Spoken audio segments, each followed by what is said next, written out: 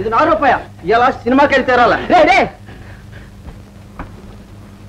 రే గోపి అన్యాయం రా ₹1 సినిమాకు తగలేస్తావురా నేను చెప్పిందంతా సినిమాకి పోతావట్లా పొండా కొరగాడిగా జల్లిచ్చారండి చూడు ఆ కూతలు మానేస్తాడు పోకిరి తిరుగుతావేంట్రా తప్ప గోపి ఏటోదినా నువ్వు అదే మాట అది కాదు నాయన సంటోడు అడిగి ఇప్పుడు ఏటైంది పర్వాలేదు 2 రోజులు అదే సర్దుకుంటాది స్టంట్ సినిమా వచ్చింది ఏడాదికి స్టంట్ సినిమా చూడకపోతే ఏదో బతికెందుకు నువ్వు ఎలా సినిమాకి వెళ్తావో నేను చూస్తాను అడుగురా గోపి నాన్న కోపం తెప్పించుకో మంచివాడు కాదు ₹1 ఇటుకేనా గోపి నిన్ను ఎంకిని మరోసారి సినిమాకి నా చేతులతో పంపిస్తాను సరే అబ్బాబ్బాబ్బా అన్నా నీకు ₹1 ఎందుకు అది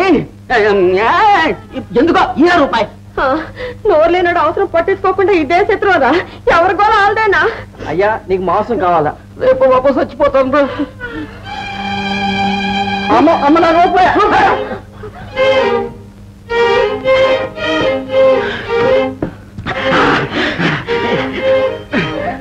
పట్టింది మా నాయనే మా తండ్రి ఇప్పుడే వస్తాను కొంటాను కష్టం వస్తాం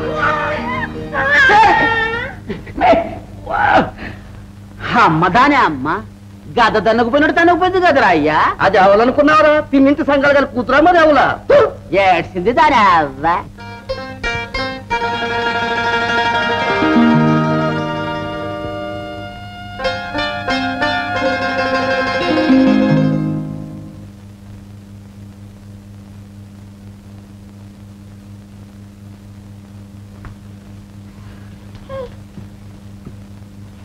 ఇగో ఈ పావులు అట్టుకెళ్ళి నా సగటుకి పూలు కొనట్టు చాలు దేవుడా అమ్మా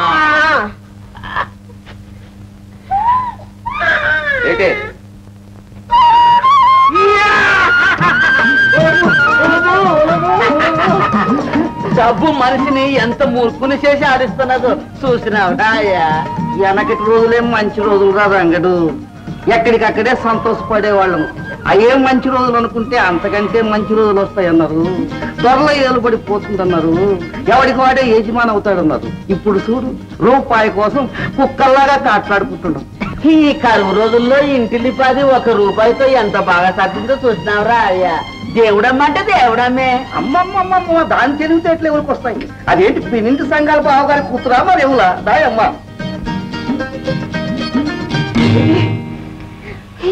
ఏంటి గులాబీ ఏది మా తమ్ముడింటికి వాడు ఏంటి ఈ ₹1 చెల్లదు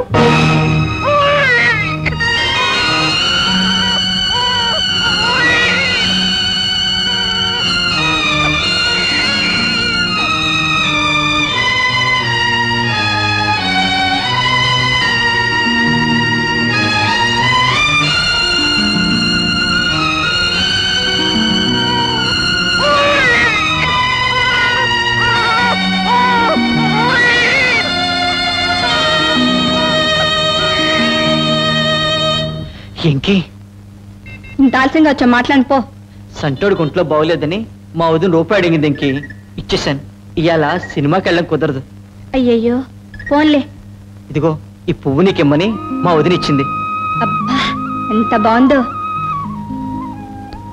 నువ్వే తల ఎట్టు ఇలారా అల్లప్పుడు నేను సినిమా చూసినాను అందులో నా అంత పిల్ల నీ అంత పిల్లని చూసి ప్రియా నేను అలాగున్నా చెప్పవా అని అడుగుతుంది నువ్వైతే ఏడు చెప్తావు సంధ్యాల దేవుడి కాడలికి దీపంలాగా ఉన్నావు అబ్బో సినిమాలో నీలో చెప్పలేకపోయాడు మరి నేను ఎలాగున్నాను చెప్పవా నువ్వా సంధ్యల దీపం కడిలిగే దేవుళ్ళ ఉన్నావు అలా నా వంక చూడకు మరి నాయుళ్ళ సిన్నోడు నడిమిటి చంద్రుడు నా వంక చూస్తేనే చాలు నా వయసుకేదో పుడతాది గుబులు నాయుళ్ళ సిన్నోడు నడిమిటి చంద్రుడు నా వంక చూస్తేనే చాలు నా వయసుకేదో పుడతాది గుబులు ఇంటి ముద్దుల బంతి సొగసైన సావంతి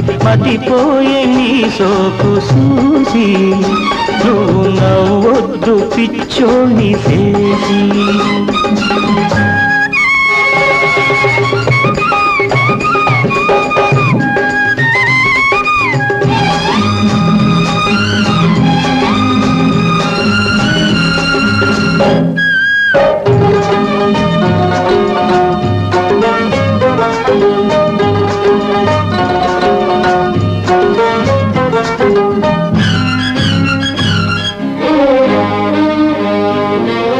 చిరుగాలి నా కన్న గడుసైన దాయే నిలువెల్ల నీ ఒళ్ళు ముద్దాడిపోయే చిరుగాలి నా కన్న గడుసైన దాయే నిలువెల్ల నీ ఒళ్ళు ముద్దాడిపోయే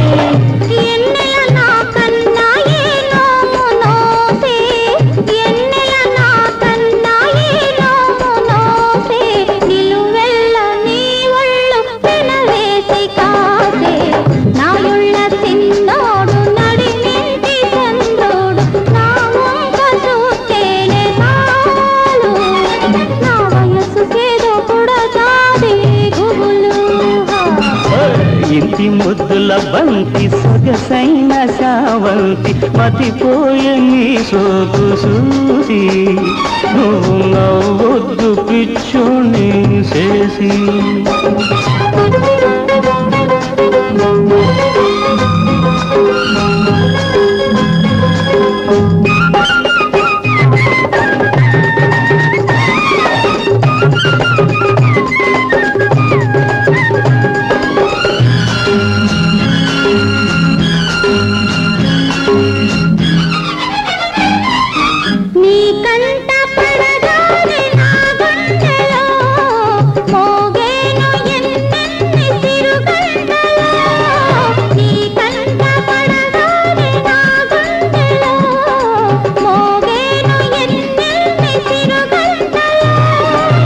కనికట్టు చేస్తావు నీ సూపులు కనికట్టు చేస్తావు నీ సూపులు కదలిక కనరాదు నా కాళ్ళలు ఇంటి ముద్దుల బంతి సొగసైన సావంతి మదిపోయే నీ సోకు చూసి నువ్వు నవ్వొద్దు పిచ్చోని చేసి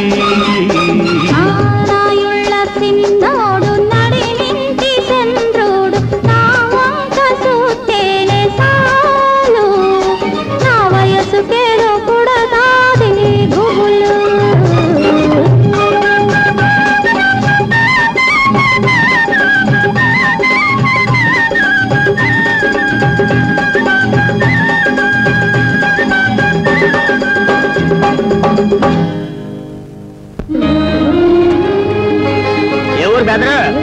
గంగాపురం బాబు. గంగాపురం నరసింహ కదా? అవునండి. నేను కొత్తపట్నం శ్రీరావుల్ని ఓర్చుకోలేదా? ఓరు ఓరు ఓరు ఓరు ఓరు నువ్వంట్రా ఈ యాసమేటి ఈ పడవేటి? మరి ఇంకా పాత రేసులో ఉండమన్నా వేటి ఇలాగా? అవును, చెప్పలేసుకు బయలుదేరారేట్రా? Steam boats లేవేటి? అవేటి తెలియదేటి? అంటే ఇలాంటి పొగాడ్లు. మా ఊర్లో చేపలు పట్టడానికి మా కోఆపరేటివ్ మెంబర్స్ అంతా ఇవే వాడతాను.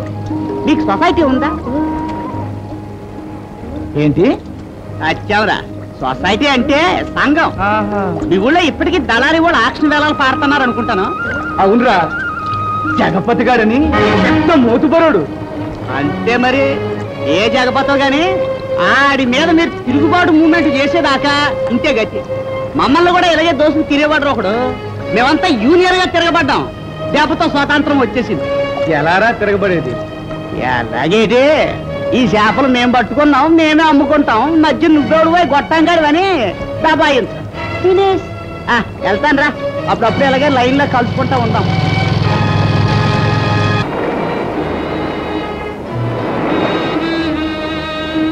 ఏటి దద్ది, ఈ ఎండలో ఈ ఇసుకలో నువ్వు కూడు మానేసి ఎదురు చూడకపోతే నరసింహ రావడం మానేస్తాడా?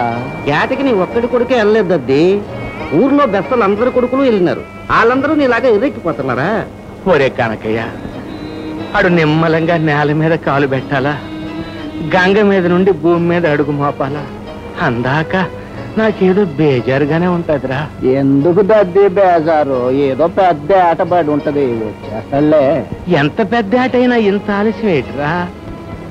ఒక పక్క గంగమ్మ తల్లి ఎర్రెత్తిపోతున్నది, ఎసరు తెల్లినట్టు తెల్లిపోతున్నది సముద్రం. ఎప్పుడు ఇంతసేపు పట్టలేదు కదా. వస్తాడులే, కానీ వెళ్ళిపోయి రావాలి కదా. అలాగే పడవలు వచ్చేస్తున్నట్టున్నాయి. నరసింహ, నరసింహ!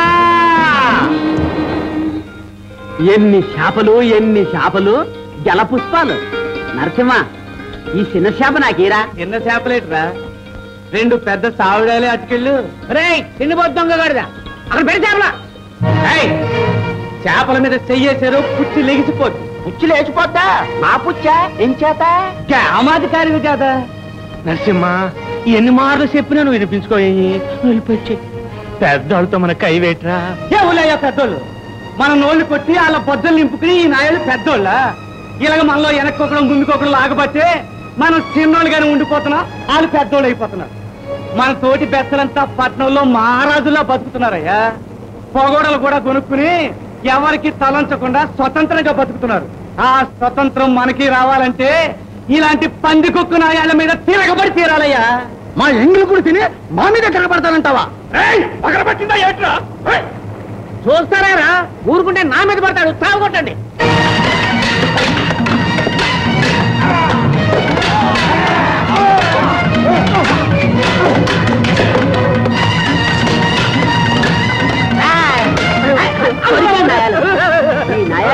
మందిరం దొయ్యాలి.